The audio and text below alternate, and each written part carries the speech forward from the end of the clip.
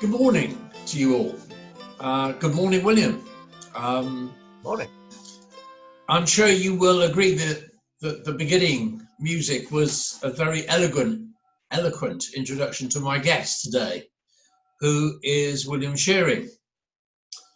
That was William playing both three mandolins, three viols, creating I Saw Three Ships. William needs very little introduction to many of you. He was a former choir master of St Mary's Church, Fordingbridge. He is a lay celebrant, director of the local Wessex Folk Orchestra, a former reserve lay clerk at Salisbury Cathedral, a singing teacher for the Ringwood Adult Education Programme, and a teacher of guitar, mandolin, of which I'm sure he will tell you, I'm one of his languishing pupils. William, I would like to start by asking you about some early memories of music and music making, and who were the influences on your journey in this respect? Yes. Well, my mum always sang, and singing was very, very important to her. She sang beautifully in tune, just a little voice, but very, very nicely in tune. And I think she must have always sung to us, because all my three sisters and I, we all sing a lot, and always have done. And in fact, we used to sing in the car going on holiday, all the way to Wales, and then all the way back again. And our parents sat in the front, and they didn't seem to mind too much. We used to sing in harmonies. My sister Mary is the eldest. She has the strongest voice. She would sing the tune. I would sing the lowest part, which was very funny because when I was a treble, I had a very high voice. I still sang the lowest part. My sister Alice would sing in the middle, and my sister Sarah would go over the top. And we sang songs, famous songs like "Don't Put Your Muck in Our Dustbin." And our red hot favourite was the song of the Mermaid. Sorry. No, carry on. No, I was wondering what kinds of music then do you particularly love? That's a question, isn't it? I love loads of kinds of music. I've done church music. I grew up with church music. Love it, love it, love it. Can get lost in it. I love Renaissance music, Baroque music, trad jazz. Trad jazz. Reggae. Love reggae. Okay. Yeah. Okay. So it's got to have a tune. It's got to have a tune. It's got to have harmonies, and if it's got good words as well, then we're away. Okay. So one of the things I was noticing that when you actually said church music, you actually said, oh, you just get lost in it. So, like, do you get lost in other music as well? In your reggae and Oh yes.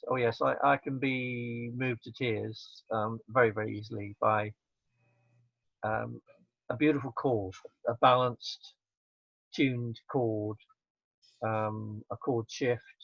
Right. Okay. The people in my choir will tell you, the one voice choir will tell you they often see me with tears in my eyes because they've sung something right and beautiful.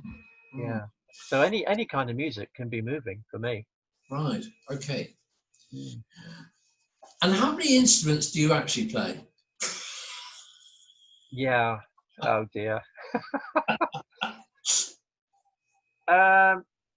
Well, if it's got strings on it and frets, I'll get a tune out of it. Let's put it like that. And I know recently you wrote a viol. Tell me about that. Yes, that's my latest craze. Yeah, that's got 7 strings. It's a bass viol, like the equivalent of a cello. 7 string, gut strings with frets, and it has resonance. Really, really big. That's the point of the viol, is the resonance.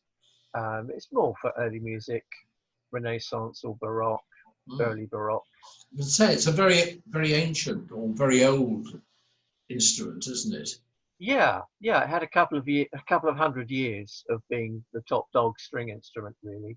Mm. And And and although it's resonant, it's not loud and it doesn't carry like the violin family do. So mm, when music started to go from small rooms, small spaces into larger concert halls, they had to go over to the violins of the violin family because they have much more carry. And that was the sort of demise of the viol family, really. But they're now coming back in a big way. well, I remember you telling me you went on a sort of master class with one of Mm. your viol gurus. Tell us a little bit about that. Well, yeah, Alison Crum, who is the doyen of viol players in the UK, she runs courses. I went on one. I was lucky to get on one, and it's fantastic to be playing right next to someone of that ability and Mm, quality. mm, He's like all top people, mm, totally humble, mm, no ego, no axe to grind, but she tells you things, and you know, yeah, that's right. Immediately you can take that on board and make your playing better. mm, And of course, all the people around you, the viols together, that's when you get the magic. They all talk to each other and they kind of set up these beautiful chords that I talk about that I find very moving. The spiritual, you might say. mm. So, I mean, it sounds like whether you're singing or whether you're playing in an orchestra, that there is a sort of notion. Well, there are several notions. One is of like a conversation of one instrument with the other, and the other one you talk about being spiritual. So let's just follow both of those, the conversation and the spiritual, and uh, say a little bit more about those. Yeah. Well, you can be playing music with someone and you have a connection with that person while you're playing that is not like any other connection that you can have with another person. For sure, for sure. My sister Alice and I, we played a lot of music together when we were younger adults, and we know what each other's going to do. We don't have to talk about it. As a sort of sixth sense. Mm, Yeah, mm, a special thing that you just know what the other one's going to do, and you can go with that.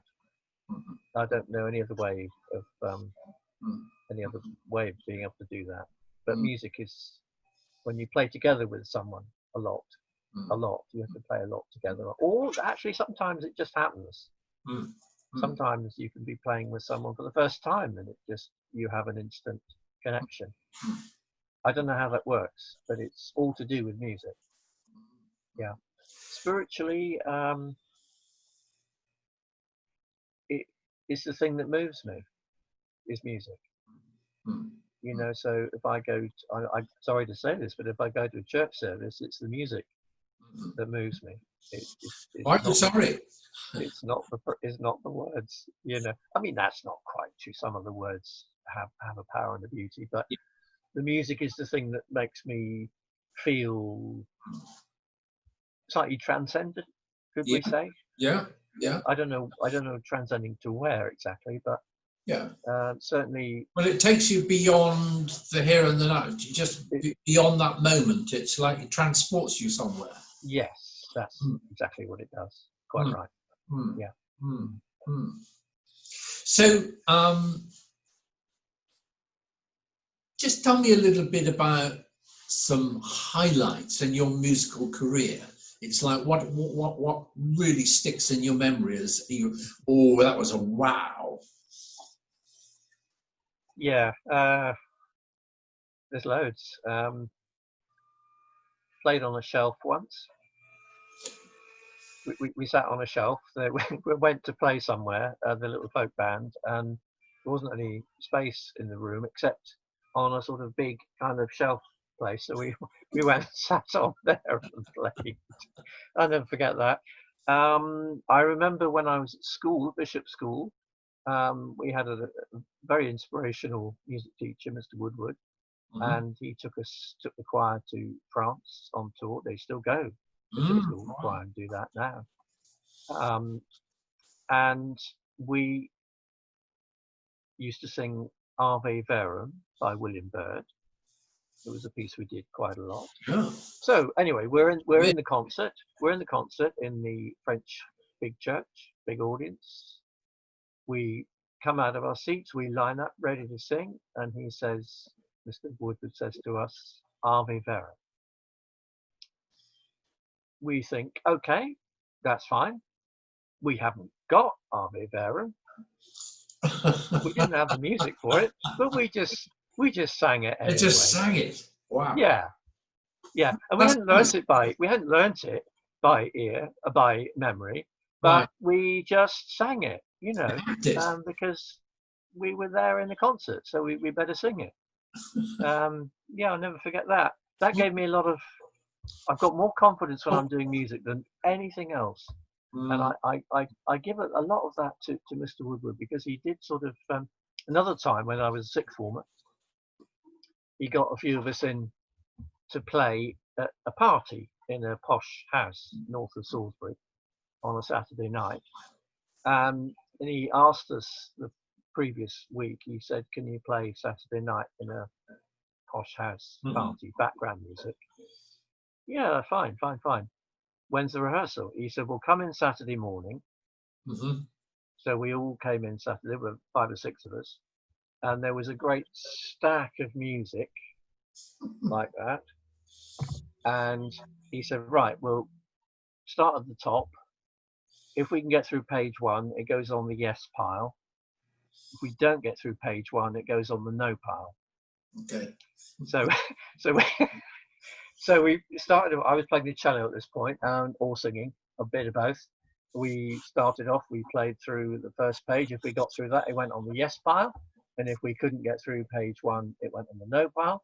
And then later on that evening, we drove up to, I think it was Boyton Manor or something like that, with our pile of music that we got through page 1 of in that morning.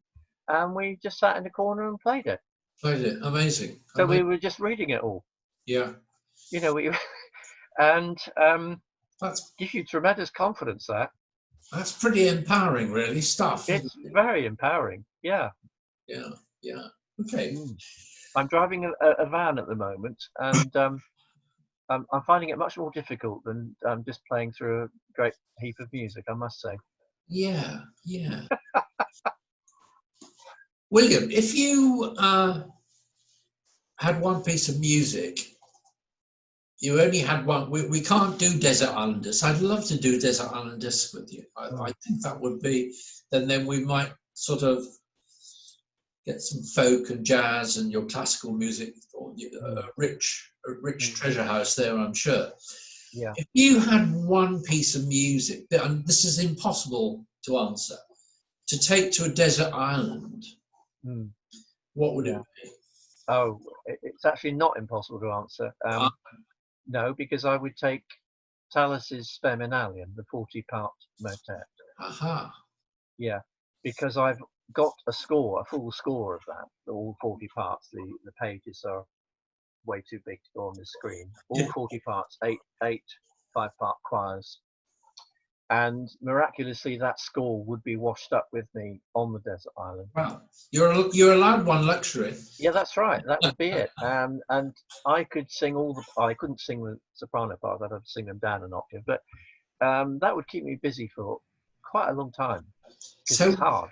What is, maybe this is an impossible question, but what is it specifically about that really grabs you? I mean, is it the fact that it's 40 voices? I mean, it's an amazing piece of music that is moving in many ways and is constantly different every time you hear it or sing it. I've sung it 3 or 4 times. Every single time has been very different. I've sung different parts, very different experience, but always moving.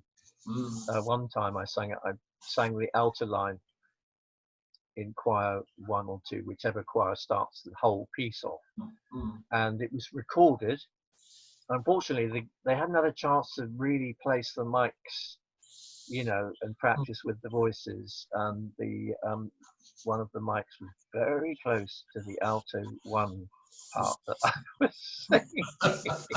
So the recording is sort of a bit of an alto solo with a bunch of other people singing a bit in the background. That's I don't another know memory. whether you ever went to in Winchester to the Great Hall, where they had 40 speakers, and you could just walk around and you could listen to each individual part. That was No, I would love to do that. I'd love to hear that. An amazing experience. Yeah. William, we're coming to an end, sadly, because I know we could go on. I mean, one of the things that we often do, don't we? We do.